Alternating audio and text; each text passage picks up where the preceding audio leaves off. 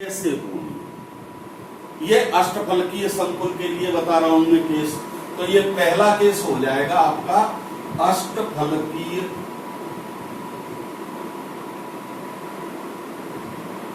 क्षेत्र, जिसमें हम इंटरेक्शन पढ़ रहे हैं।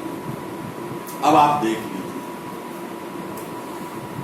लीजिए लिगेंड कहां से आ रहे हैं, ये आपको क्लियर हो जाना चाहिए इसको देख के। एक्स अक्ष, वाई और जेड, तो 6 लिगेंड अक्षों की दिशा से ही आ रहे हैं ना। 6 अक्षों की मतलब 3 अक्षों की दोनों तरफ से डायरेक्शन है, तो वो 6 हो जाएंगे, आ रहे हैं।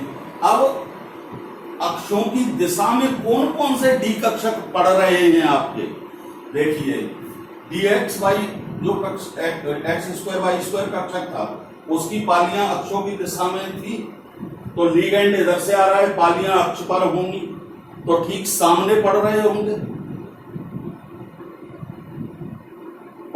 कि नहीं। दूसरी बात, ये जो 3 कक्षक हैं dxy, dyz और dzx, इन 3 कक्षों की जो पालियां हैं वो कहां पर हैं, इन अक्षों से 45 डिग्री के कोण पर, मतलब इन अक्षों के बीच में स्थित हैं। तो बीच में स्थित पालियां यहां ऐसे होंगी बीच बीच में, और लिगेंड कहां से आएंगे, अक्षों की दिशा से आएंगे। जब अक्षों की दिशा से लिगेंड आ रहे हैं और उनकी पालियां इन तीनों की पड़ रही हैं बीच बीच में, तो ये ठीक सामने नहीं पड़ेंगे, मतलब इन 3 कक्षकों में जो इलेक्ट्रॉन होंगे वो लिगेंड के ठीक सामने नहीं होंगे, और ठीक सामने नहीं होंगे तो प्रतिकर्षण कम हो जाएगा। अच्छा, और इनकी सामने थी तो यहां प्रतिकर्षण ज्यादा होगा, प्रतिकर्षण होगा सब पर, लेकिन कम ज्यादा का फर्क समझाना है, तो वो आपके समझ में आ जाना चाहिए। दूसरी बात आप कि जब हम तो ये कह रहे हैं कि अभी लिगेंड को हम लाए ही नहीं थे, और जब हम लिगेंड को लाए नहीं थे तब क्या थी स्थिति, तब ये थी कि धातु आयन पे जो 5 डी कक्षक थे, उन 5 डी कक्षकों की ऊर्जा बराबर थी।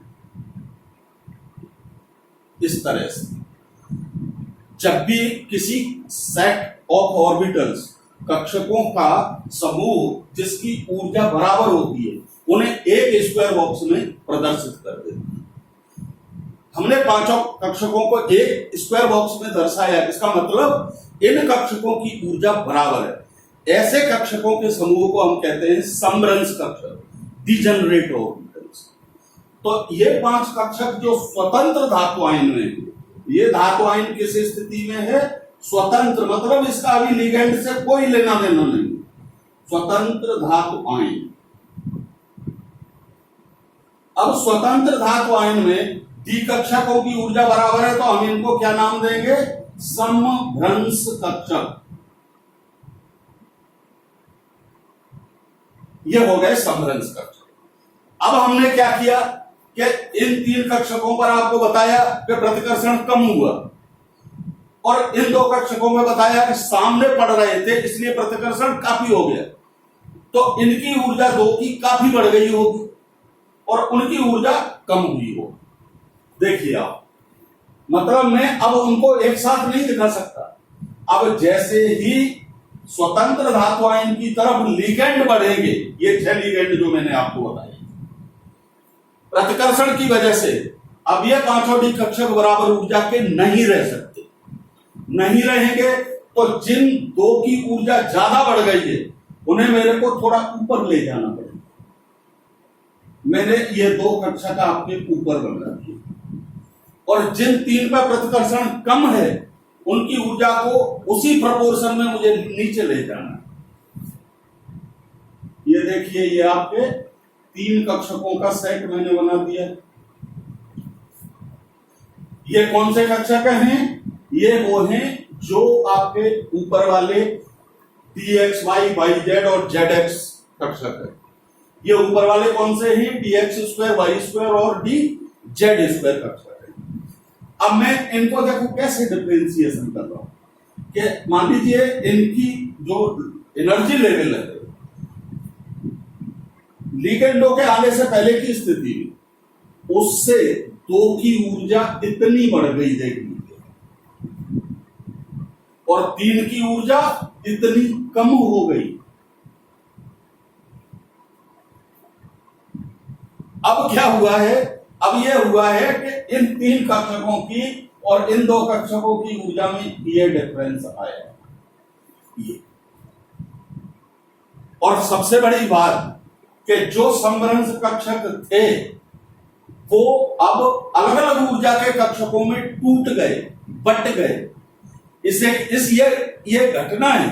इस घटना को कहते हैं अष्टफलकीय क्रिस्टल क्षेत्र में डी कक्षकों का विपाटन, splitting of d orbitals in octahedral complexes.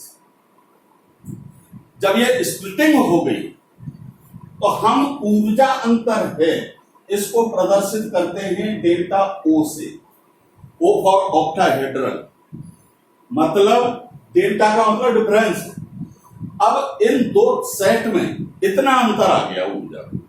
इसको कई बार किताबों में भी लिखा होगा, डेल्टा ओ की जगह 10 DQ भी दिखा रखा है इस तरह से।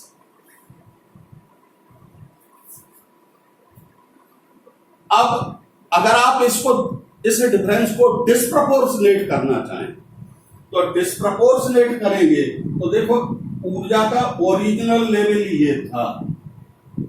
अब नीचे वाला पार्ट तो ये है आपका और ऊपर वाला पार्ट ये है, देखो ये। तो अगर डेल्टा ओ को मैं डिस्प्रपोर्शनेट करूं तो ये तो होगा 0.6 डेल्टा ओ और ये होगा 0.4 डेल्टा ओ। मतलब दो एवरेज एनर्जी से जो जो जो लेवल था उससे दो की जितनी बढ़ेगी उतनी तीन की कम हो जाएगी। यह घटना क्या है? क्रिस्टल क्षेत्र विपाटन। और हम पढ़ रहे हैं पहला केस अष्टफलकीय क्रिस्टल क्षेत्र में धातु के डी कक्षकों का विपाटन। यह इलेक्ट्रॉन के प्रतिकर्षण से हुआ है, जो दूसरी धारणा मैंने बताई क्रिस्टल क्षेत्र सिद्धांत।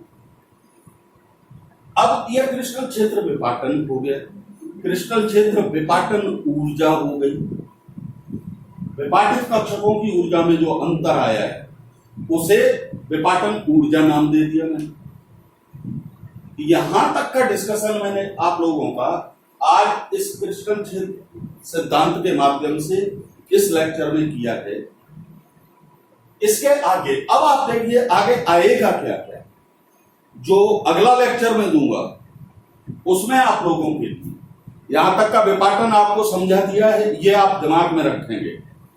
इन सेट्स को नाम दे दिए जाएंगे कि ये कम ऊर्जा वाले जो तीन कक्षक हैं इनका नाम आगे से लिखेंगे T2G कक्षक, और जो दो कक्षक उच्च ऊर्जा के प्राप्त हो गए थे इनको कहेंगे EG कक्षक। तो क्रिस्टल क्षेत्र विपाटन ऊर्जा क्या हुई? क्रिस्टल क्षेत्र विपाटन क्या हो गया? मतलब लिगेंड की उपस्थिति में लिगेंड के इलेक्ट्रॉनों के प्रतिकर्षण के कारण धातु आयन के 5 समृद्ध डी कक्षकों का 2 कक्षकों के समूहों में विपाटित होना क्रिस्टल क्षेत्र विपाटन कहलाता है।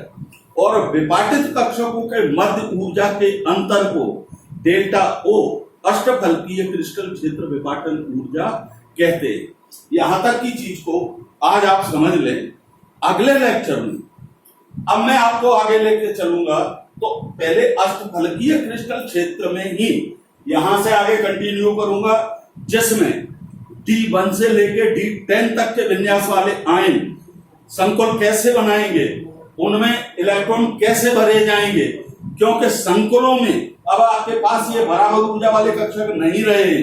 संकुलों में अब आपके पास कम ऊर्जा के T2G और उच्च ऊर्जा के EG कक्षक बन चुके हैं। अब हमको 10 इलेक्ट्रॉन भरने हैं, तो कहां भरे जाएंगे, किस क्रम में भरे जाएंगे? अब इन कक्षकों में भरे जाएंगे। स्वतंत्र धातु आयन में इन कक्षकों में इलेक्ट्रॉन विन्यास दर्शाते थे। जब आपका संकुल बन गया तो अब इलेक्ट्रॉनों का विन्यास इन कक्षकों में देखा जाएगा और पूछा जाएगा कि T2G में कितने हैं और EG में कितने। फिर इलेक्ट्रॉन्स की फिलिंग करेंगे। अब फिलिंग में आगे के लेक्चर में क्या आएगा वो मैं अभी थोड़ा सा समराइज करके, जिससे कि आप लोग तैयार रहें। ये यहां से जो आपकी जो एनर्जी लेवल ओरिजिनल था, कम ऊर्जा के कक्षक में अगर इलेक्ट्रॉन भरे तो ऊर्जा कम हो जाएगी ना, मतलब बाकी ऊर्जा कहां जाएगी, निकल जाएगी तंत्र से बाहर। और तंत्र से बाहर ऊर्जा निकले तो तंत्र के पास कम रहेगी तो स्थायित्व बढ़ जाएगा, मतलब संकुल उतना ही ज्यादा स्थायी बनेगा। जितने ज्यादा से ज्यादा इलेक्ट्रॉन इन कक्षकों में भरोगे उतना ही संकुल स्थायी बनेगा, और जितने इलेक्ट्रॉन इन ऊपर वाले कक्षकों में जाएंगे वो संकुल में अस्थायित्व पैदा करेंगे। तो ये आगे की चीजें हैं, जैसे क्रिस्टल क्षेत्र स्टेबलाइजेशन एनर्जी के बाद आगे एक टर्म और आएगा, क्रिस्टल फील्ड स्टेबलाइजेशन एनर्जी। अब स्टेबलाइजेशन एनर्जी जो तंत्र को स्थायी कर रही है, स्टेबलाइज कर रही है, उसकी गणना भी बताऊंगा। इस विपाटन तक की चीज आप अपने दिमाग में रखें, इससे आगे का मैं नेक्स्ट लेक्चर में कंटिन्यू करूं। Thank you.